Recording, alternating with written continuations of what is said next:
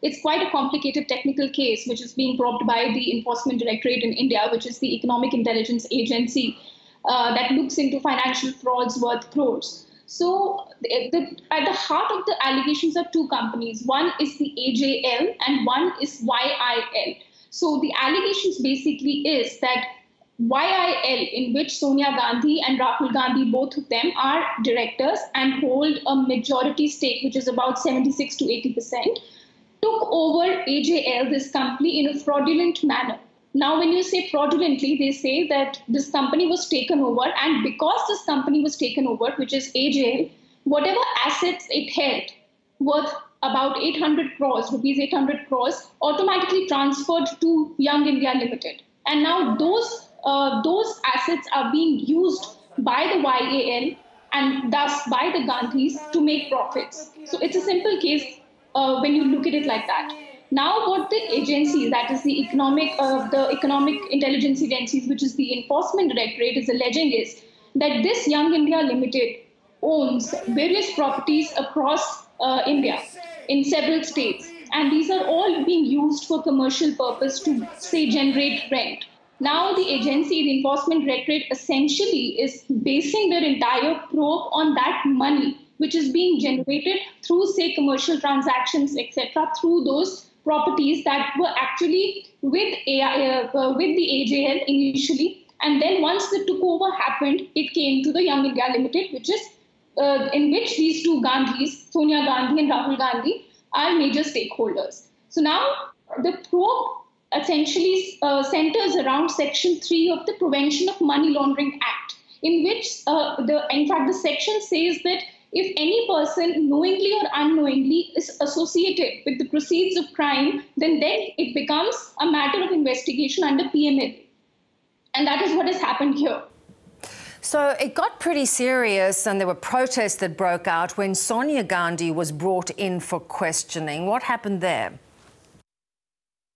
Of course, since Sonia Gandhi was brought in for the first time for questioning in this case, it became a major issue. All the Congress leaders, in fact, started slamming the BJP government for attacking the opposition once more.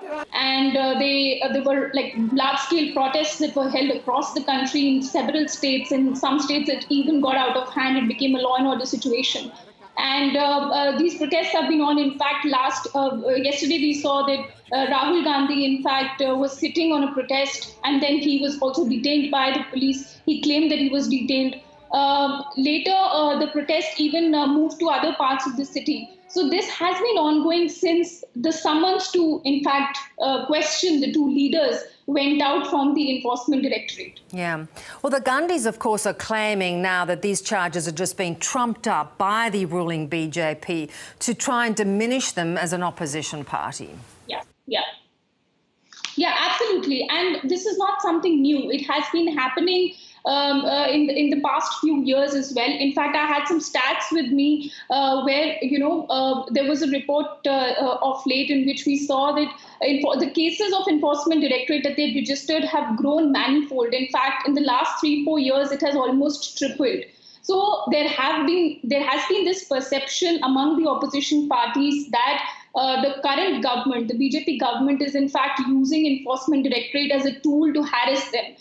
These allegations we keep hearing from opposition parties, not just the Congress, but also major ones like the Samajwadi Party or the TMC in West Bengal. So whenever there is any, say, election that is that's coming or which is scheduled, before that these raids start or these crackdowns start to happen. So these are the kind of allegations that we keep hearing against the Enforcement Directorate. In fact, we had listed out of so many cases in the past that have been registered against the opposition leaders by the Enforcement Directorate, and not just ED, but also the Central Bureau of Investigation, which is the premier investigation agency in India. So there have been not just the Congress, there have been several allegations of these agencies going after opposition leaders in the country. Yeah.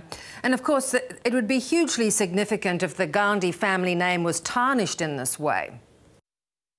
Absolutely, because it is one of the most prominent, say, opposition party in India, which has a national base. Of course, we have different parties, opposition parties that are now coming to the fore, whether it's the Aam Aadmi Party or it's the Trinamool Congress that are gaining base in India. But still, Congress remains, although I would like to mention here that the Congress has been being defeated in a lot of states in India. Also, it's not, it's not a vote gatherer anymore. People, a lot of the leaders within the party are also joining other political parties.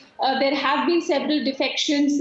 Even major political leaders who were with the Congress for a long time also moved to other parties, including the BJP. So we have been seeing this sort of disillusionment within the party as well, where political leaders feel that the leadership is not strong enough. Although, despite all of this, there has been no change of power when it comes to who will be the person sitting at the top. And the Congress party and always been the Gandhi family. So which is why the Congress still remains a very integral opposition in India, because it's the only party with that big national presence in the country. Yeah. So, Ananya, what's happening next with this case? Is it close to conclusion? It's nowhere close to conclusion right now. Because the questioning is still on. In fact, Sonia Gandhi has been called in for questioning today as well. This is going to go on. Rahul Gandhi was also questioned. In fact, 2 senior union ministers were also questioned in this regard in this case earlier.